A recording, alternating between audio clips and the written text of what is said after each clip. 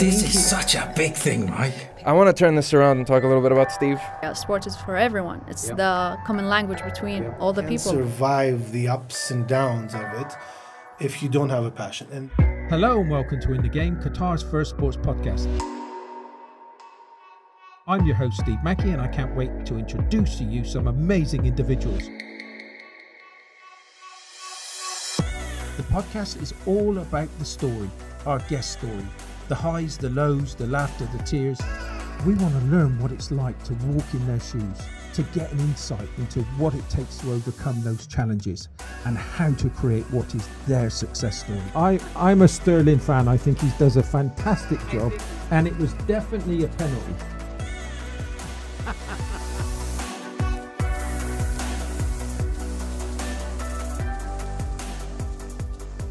Hello and welcome to In the Game, Qatar's first sports podcast. Today is a special day for many reasons, but we've got another special guest. But before I go into that, I just want to shout out to Incubate. Incubate is one of the independent incubators here in Qatar, and they have been so kind to be able to partner up with the In the Game Sports podcast here.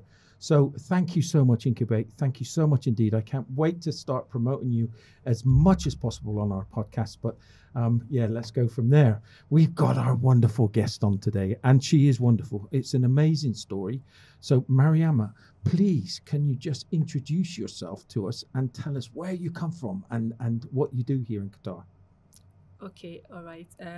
Thank you for having me here. My name is Mariama Bukari, and I'm from Ghana. Currently, I'm studying sports management in HBKU here in Qatar. And it's such a new program here, right? It's only just been started here. Yes. And it's with South Carolina or something like that? Yes. Yeah. They are in collaboration with South Carolina. Yeah. So some of our courses are done from South Carolina. Yeah. That's amazing. And I got to ask you, how do you like Qatar? I love it. I love Qatar. Actually, this is my first time of traveling outside Ghana, and I think I love it. Yeah. I wouldn't want to go any other where. I love it here. Yeah. And the good thing about this is let me tell everybody the story first. So we had a guest, Dr. Camilla. She's the professor for this master's degree in HKBU. Brilliant. It's just fantastic what they're doing. And she looked up to me and she said, please, you've just got to ask Mariama to come on the podcast. So we're all finding out why now. So no pressure on you at all. But can you tell us a bit of your life story? Why sports? Okay. So I would say sports has been part of me, and not just me, it has been part of my family actually. Growing up, I've been playing football from childhood, and it's not just me, it's all of us, all the children.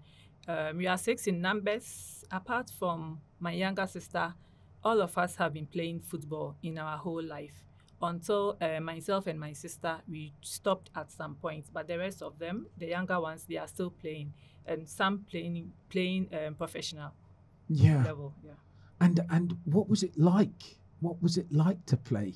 I loved it. It's actually my passion, and I love playing football. At some point, apart from playing in the primary school, I was playing with like boys around the area, the neighborhood, where I say boys because you won't get a girl to play football with you. No, it doesn't. It won't happen. I think I was lucky because my dad was actually supportive. He was supporting me in football. He won't make the decision for me, but then whatever I want to do, he will support it. So he was supporting me in football. He won't stop you from playing football. So from childhood, I could play around with boys. I could play in school, everywhere. So football was just part of me from childhood until I stopped at some point. So you were saying about your childhood and the football.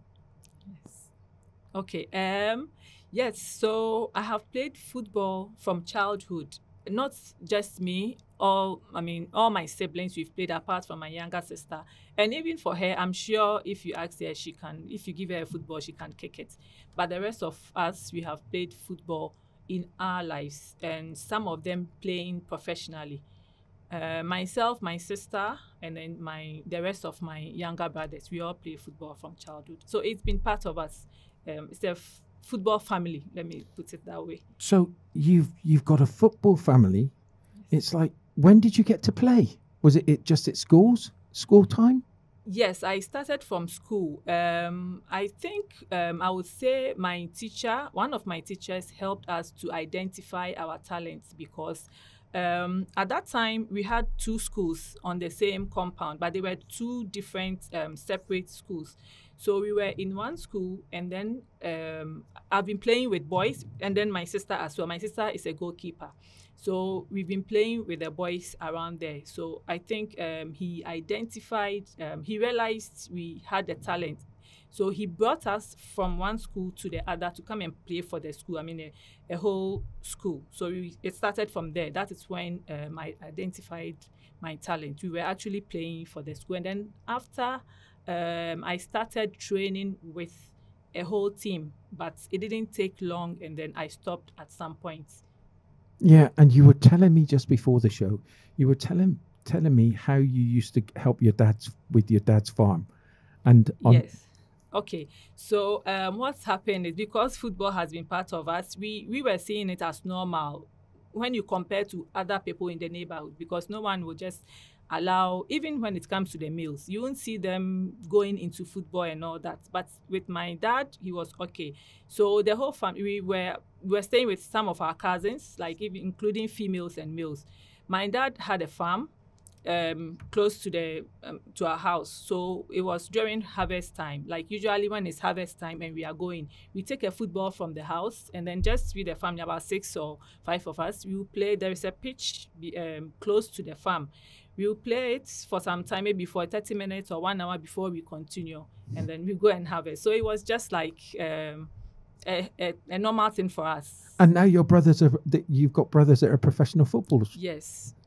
That's fantastic, yes. Right? Yeah. Your father and your mother must be so proud. Yes, they are, and they're always supportive. They are not against it at all. So how did this affect your stories? Why you're in Qatar right now? Okay, so what happened was, if I knew there was a course like this, I would have taken it long ago. But I didn't know anything of this, so. I don't want to talk about my education, because my education was actually very rough. So let's say I moved after my, that should be somewhere 2015 thereabouts. What happened was, my younger brother, he had the opportunity to go and play for the national team. But then something happened, and that is where I had the idea of going into sports fully. This is what happened. So he had the opportunity to play in the national team. He showed me that. I went online, I saw the list, his name was there, everything. And then I decided to follow up for him, because he was very young and he didn't know what to do and all that. So I decided to follow up. Until now, I don't know what happened. And I just don't know what happened. It didn't work. He didn't get the chance to go and play. And I don't know why. Then I decided, okay, what I'll do is, let me manage him personally and try and negotiate on his behalf, because some of these young guys are very vulnerable when it comes to soccer, because they love they have the talent, and then they love what they do. So people take advantage to the extent of some people duping. I know a woman that was duped of about 5,000, 7,000. Okay, that should be. I can't convert it in dollars, but in our currency. She was duped because someone came around to give an opportunity to her child to go and play in Europe. Until now, the guy took the money and then he ran away. And that's not just the first time. It's been happening. The boys have been coming, they complain, this person has taken my money and he didn't come back and all. So I said, okay, I'll take this on myself. I'll take care of this boy. And then I'll do all I could to help him. And through that, I was able to manage few boys, and then ended up having my own academy, small academy. Yeah. I find that little part is the start of your journey. It's like you just thought to yourself, no, I don't want this to happen to other people. I want to put this right. Exactly. Yes. Dear me, that's so fantastic. And what happened from there? So what happened was, whilst I was managing my brother, other boys so there was a club, there was a football club where I know the owner. He's a retired footballer who has that team. So I usually go there, watch them, and then once in a while I support them with water and all that. So these boys, sometimes they'll just come to me, and they are grown-ups, they'll come to me, make fun with me, that kind of, like, they'll laugh with me, and then they'll start calling me manager. So I'm like, why are you calling me manager? I said, I want you to manage us, that kind of thing. So I think one guy approached me, and then I said, okay, fine, I will do what I could to support. So whenever I do support him, and then I ended up getting him a team. Apart from my brother, I managed that boy, like partial management, and then I got him a team where he played for about 3 years or so, which is a first division team.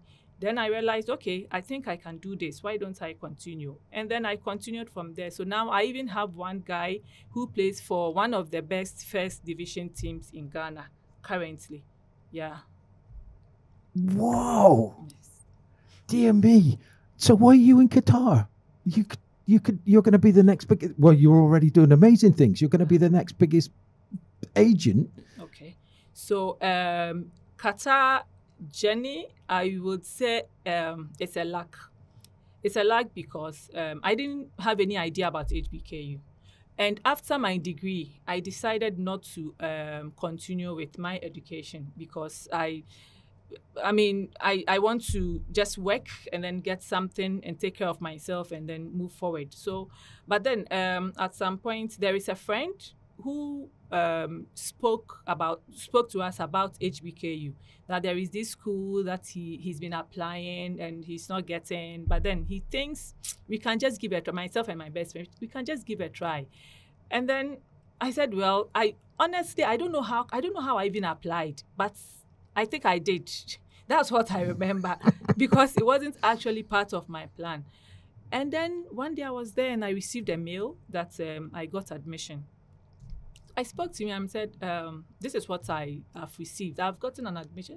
He was like, hey, it's a good school. Go for it. Why don't you go? Okay, so let me come back a little. Yeah.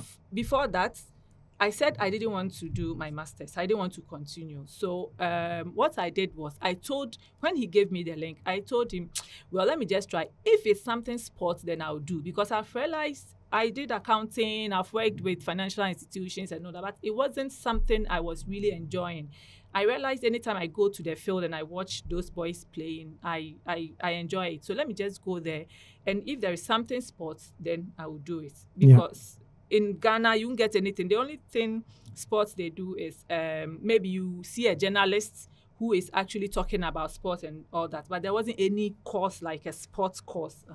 So I said, okay, let me just go into the link, and then if there is anything sports, I'll just take it. I went there and I saw sportsman. I said, wow, then this is just for me. Let me just apply. I just applied, which I knew I wasn't getting because the guy told me he's been applying and he's not getting it. So I said, okay, let me just apply. I applied, and then after some months, I got admission. And even that one, I didn't really, I wasn't too sure of it because, there are a lot of scams around and all that. There was a day I was there, and then I received, I think, a message from Dr. Kabela that, hello, so you gotten an admission. Please follow up and go through the process and all that. And then I went through, and then that was it. I got it. She's an amazing lady, right? She is. I mean, I didn't have a mentor, but since I came to HBKU, I think Dr. Camilla is she really inspires me. It was a message that I got from Dr. Camilla where she said, please interview this lady. She's just amazing. We talked just beforehand. Tell us a little bit about what impression you left on her with what you wrote. Sorry?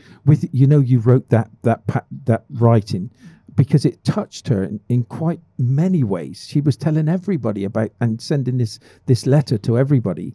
Can you just share a little bit of your experiences, what you wrote her? Okay, so actually, when writing that letter was just trying to be natural. I was just trying to be me. So I put in everything that I have gone through, my experiences and everything. It was just being natural. And sometimes that's all you have to be, right? That's all you've got to be, is natural. You've just got to be yourself. But the effect you had on others was just incredible, because she's gone off and shared that with multiple different people, and they all think the same as her, that it was you've got a wonderful story. So you've got, back in Ghana now, you've got people that's relying on you. You're their manager, looking after them. How are they keeping in contact with you? Yes, I still get in touch with them. So now I'm managing just one, and we get in touch almost every day. And I'll talk about my academy as well. Those are kids. So what happened was, I had a volunteer coach who actually came to me personally. I don't know if you would want to know the journey of that academy. Yeah, come on, tell us. Okay, so what happened was, I moved from my old place to a new place to rent a place for myself. So living there in that area is just, it's a quiet area compared to my old area. So one day I said, okay, there is no way, you won't get a coffee shop, a restaurant, you just go and then refresh your mind. Let me just take a stroll. On my way going, I saw some guys playing football. So I decided to just watch them, because, I'm that type. Anything football, I don't care whether I know the team or I don't know. I'll just watch it. That's all. So I just sat there and then I was watching them. They were just workers who usually come together and then they will play and then go. It's not a professional football. So I just sat there and watched. I realized people were actually looking at me, because, a female, you won't see any female. I was the only one sitting there. I watched them, and it was nice. So the next time I went, like the next day, I walked and then I went to watch them again. So that was my, let me say, my fun area. So I've been going there to watch. So I think the third day or so, I was watching them, and then I saw some kids behind them, about 8 or 10 of them, playing football, let me put it that way. So I said, why don't I go and watch the kids instead of these grown-ups? Because, that would be fun. I went there and I was watching them. So when they saw me, I think they were a bit uncomfortable, so they stopped. And then I asked them, why do you stop? Why don't you play? We are having fun. I'm watching you. Go ahead. And then they now become comfortable, so they started playing. Then I realized it wasn't football they were playing. It was an old orange. So I was so surprised. I asked them, why are you playing an orange? And they said, Madam, that's how they call me anyway. Madam, we don't have football and all that. And I said, okay, let's do this. The next day, if I bring football, will you people play with me? And then they said, yes, why not? We will play with you. They were so happy, and it was so fun. I quite remember, this is a bit funny. My friend, my best friend called me at that moment, and I told her, please, I'm having a meeting, I'll call you back. I was just talking to the kids. So, yes. Yeah, I don't know, but I think I was so happy, like having that chat with them and then deciding to play football together and all that. So we agreed that the next day I'll bring a football. The next day I fulfilled my promise. I brought the football and then we played. It was fun. But then most of them were wearing jeans, slippers. Some of them were not wearing anything at all. So we just had fun. We did. And then after, I told them the next day, okay, so we will continue this. Every day we will do it. And they were so happy. So the next day when they came, they were more than 10. They were about 20. And then we played. Another time, more will come. So it kept increasing. And then I decided, okay, so I asked them, now that we are so many, do you people think we should have an academy or a team? They were so happy. They were jumping to it and all that. Okay, fine. Then we will do this. Go and think about the name. And then we start. They said, okay. So then the following day, we just started like that. So every day I go there, we agreed on the time. And what I do is I always discuss with them. I don't make the decision. And they're our kids. I discussed with them, we agreed, and then we go by it. So we discussed the time, and then we agreed every day we meet, and then we train. And then one guy approached me, and then he said he would help me with the coaching. And then we took it from there.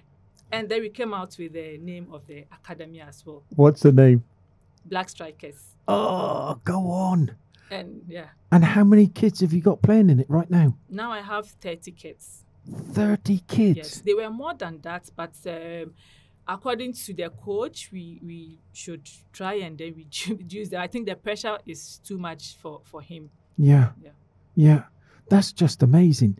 And what are you, and going on, and I'm jumping, but going on to your story now, what are you trying to achieve right now with your academy, with this masters now? Okay, so what I realized in Africa, especially in Ghana, is that number one, most of the talents are on the streets. But these days, you don't get them to play. They don't get the opportunity to play. So what I want to do is I want to use my my career or this platform to help these kids, like able to come out with their talents. And then aside that, parents also are a problem in Ghana. They don't support their kids when it comes to sports. Most of them think sport is just for the dropouts. If you are playing sports, education is out. If you are educating yourself, then sport is out. And then most of them are in support of education. But then I think you can combine these two, and then you will excel. You come out nicely. Work for you, right? Yes, works for me. Yeah, and yes, and you see, I always thank Qatar Foundation for giving me this opportunity. If not, it wouldn't have worked for me. But you're going to be an ambassador.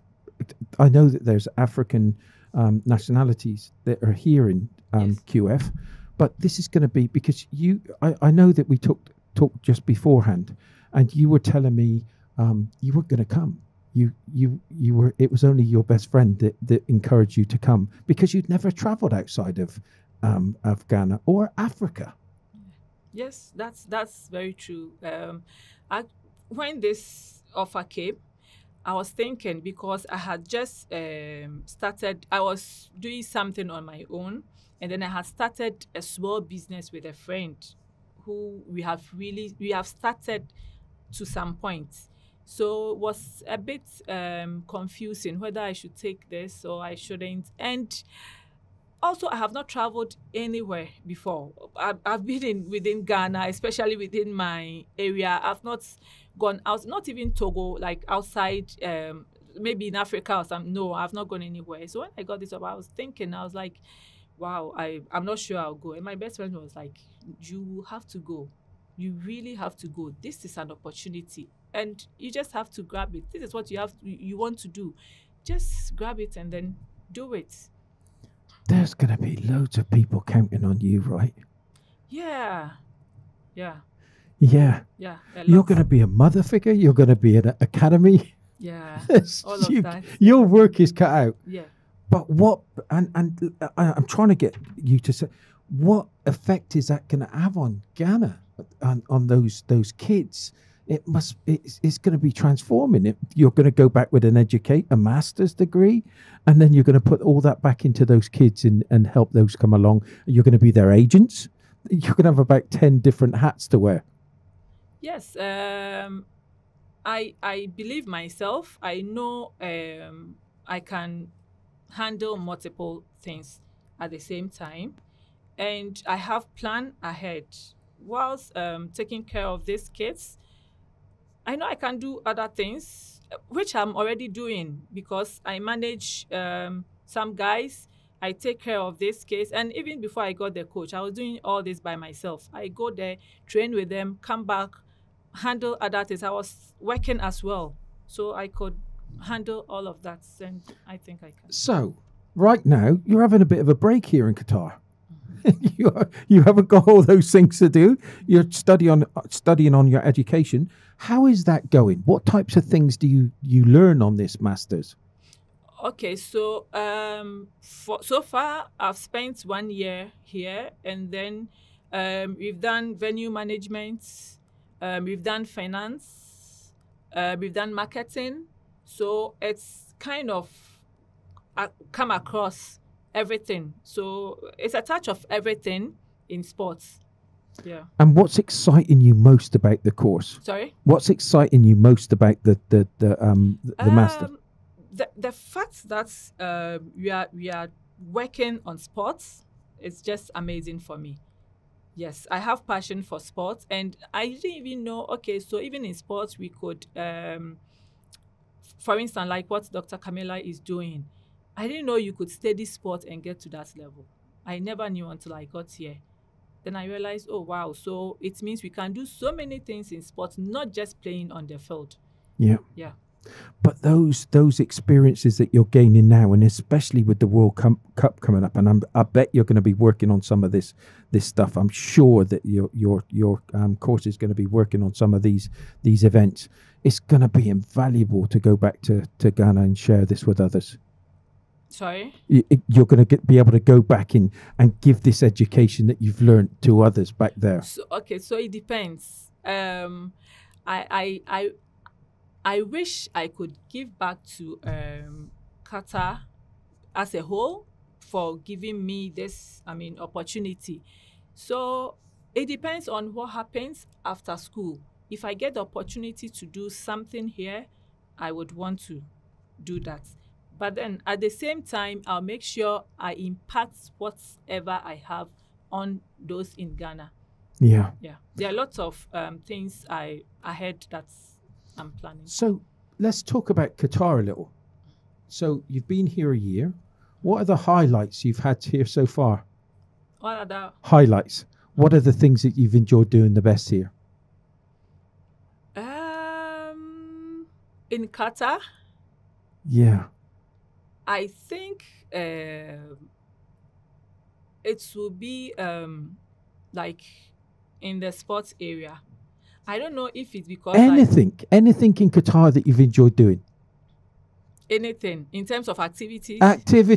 You enjoy going to the souk. What's your favorite place? Oh my God, there are lots of favorites. Exactly. Yes, there are lots of them. I can't name them. I've been to, and I enjoy this. I went to the MotoGP. Yes. Yes, it was so good. I really enjoyed that. And there is souk, like you said. I've been to Mall of Qatar. That's, even during the Euro 2020, that's the best time I've had here.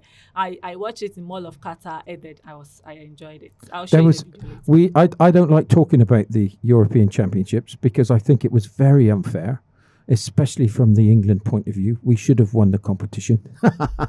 No, I disagree. No. Do you actually know I supported Italy because of England? Yeah, exactly. There were so many people that just didn't support England because they were England. No, that's not my reason. I didn't have any team to support. In the beginning. Oh, thanks very much. I liked you before this. Yeah, go on, carry on. Tell us why you liked Italy. Okay, so I supported Italy because of England and Denmark. I felt that penalty was just unfair to Denmark. I was really enjoying the game from the beginning to the end. And, there was one penalty before that one. What did we win in Denmark in that penalty? Sorry? We won 3-1, right? Did we win 3-1? Was it 3-1? I think so. Yeah, we didn't need the penalty, did we? No. It wasn't 3-1. No. I don't know. I forgot it, but it wasn't 3-1. Okay. Yes. So it was a penalty. Okay. Yeah, it's just a penalty. I was distraught. That England didn't win against Italy. But still. I'm so sorry. But I must say, the thing with it is, and the one thing I would say with the England team, and I've got to say this, I'm 54 years old, and it was the best England performance that I've seen in my lifetime. Oh, okay. It was just, and for the country, it must have been transforming because we were all excited because of how far they went and what he's doing with Gareth Southgate is doing with the England team, and that's what I like about the teamwork, right? Yeah, I think they have a good team. I liked it when they were playing until that Denmark match. Yeah. But that I can't remember who went. Was it Sterling? Yeah, Sterling. Yeah. And it looks like that's what he does. Look, I really like Sterling, just He's for good. anybody's listening, okay, from Ghana. I'm a Sterling fan. I think he does a fantastic I job. think he's And good. it was definitely a penalty. No, it wasn't. So you've enjoyed Qatar. What's your ambitions for the future? What are you going to try and do with everything that you're doing? Amazing things, and you're an absolute ideal guest to come on the show. And with your experiences and what you've done already, and just going to watch kids play football, and then all of a sudden putting an academy together, you're touching people's lives in many, many ways. What's your ambition? Once you've done this, you're going to go back to Ghana and you're going to make so many differences. What's your ambitions? Okay, so I have 3 things in mind which I would want to achieve at the end of, if I achieve this, I know I have gotten there.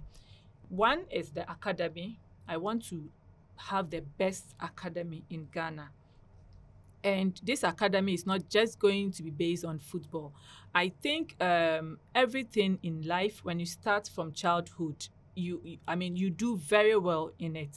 So with these kids, I would want us to train them from childhood and be able to identify their talents. Some may not be too, there are people who don't play, but they are very good in soccer.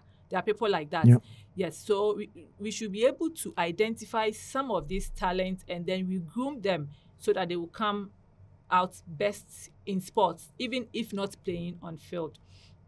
And then I would want to be one of the best managers also. Yes, kind of managing.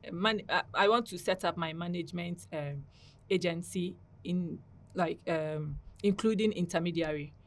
And I want to be one of the best, not just female agents or intermediary in Ghana, but one of the best in. And then the third one is I'm looking at the street children. In Ghana, when you come, there are a lot of street kids there who I think they really need help, but they are not getting.